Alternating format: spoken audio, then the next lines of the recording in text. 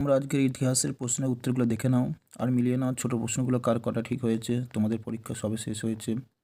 তোমরা জানতে চাইছো যে তোমরা কীরকম পরীক্ষা দিয়েছো, তোমরা নিজেরা তোমাদের নাম্বারগুলোকে অ্যানালাইজ করে দেখো। তো বিভাগ কয়ের একের দাগে একের letters from a father to his daughter গ্রন্থে মোট চিঠির সংখ্যা কটি ছিল? 30টি। জীবন স্মৃতি গ্রন্থটি লিখেছেন কে? রবীন্দ্রনাথ ঠাকুর।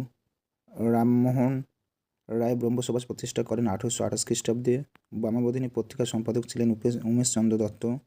কলকাতা মেডিকেল কলেজ প্রতিষ্ঠিত হয় 1835 খ্রিস্টাব্দে। ভারতের প্রথম উপনিবেশিক অরণ্য আইন প্রণীত হয় 1865 খ্রিস্টাব্দে। গয়ামুন্ডা অন্যতম নেতা ছিলেন মুন্ডা বিদ্রোহের।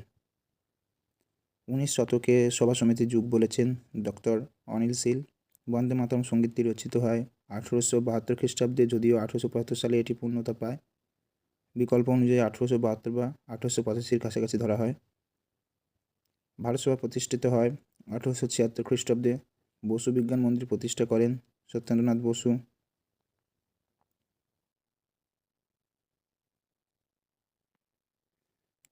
ভারতের হাফটন পেন্টিং পদ্ধতি প্রবর্তন করেন উপেন্দ্র কিশোর রায়চৌধুরী।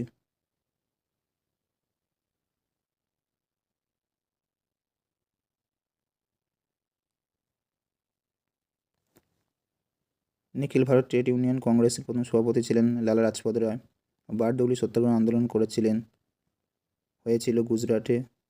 দেশপ্রাণ নামে পরিচিত ছিলেন বীরেন্দ্রনাথ শাসমল। দুকড়িবালা দেবী যুক্ত ছিলেন সশস্ত্র বিপ্লবী আন্দোলনে। কনকলতা বড়ুয়া শহীদ হন ভারত ছাড়ো আন্দোলনে। এবার বিভাগের ক্ষয়ের উত্তরগুলো দেখে নাও। বঙ্গদর্শন পত্রিকার প্রথম সম্পাদক কে ছিলেন? ডক্টর বঙ্কিমচন্দ্র চট্টোপাধ্যায়। দেবেন্দ্রনাথ ঠাকুর কত খ্রিস্টাব্দে ব্রহ্ম সমাজে যোগদান করেন? 1843 খ্রিস্টাব্দে। মিরাট ষড়যন্ত্র মামলা কবে শুরু হয়? 1929 খ্রিস্টাব্দে। মথুয়া ধর্মমতের প্রতিষ্ঠাতা কে ছিলেন? শ্রী শ্রী হরিচাঁদ ঠাকুর। ঠিক ভুল নির্ণয়। বিপিনচন্দ্র পালের জীবনী গ্রন্থের নাম 70 বছর ঠিক। প্রথম ভারতীয় সব ব্যবচ্ছেদকারী হলেন মধুসূদন দত্ত। ভুল, সঠিক মধুসূদন গুপ্ত হবে। রবীন্দ্রনাথ ঠাকুর ছিলেন একজন ব্যঙ্গচিত্রশিল্পী। ঠিক। জাতীয় শিক্ষা পরিষদ প্রতিষ্ঠিত হয় 1906 খ্রিস্টাব্দে। ঠিক। সঠিক উত্তরটির ব্যাখ্যাগুলো দেখে নাও এখানে। বিবৃতি হচ্ছে এদেশে পাশ্চাত্য শিক্ষা বিস্তার স্যার চার্লস উডের নির্দেশনামাটি খুবই গুরুত্বপূর্ণ, কারণ ব্যাখ্যা তিনি ছিলেন কোম্পানির বোর্ড অফ কন্ট্রোলের সভাপতি। বিবৃতি ভারতের উপনিবেশিক ব্রিটিশ সরকার অরণ্য আইন প্রবর্তন করেছিলেন। ব্যাখ্যা তিনি এই আইনের উদ্দেশ্য ছিল ব্রিটিশ সাম্রাজ্যবাদী স্বার্থ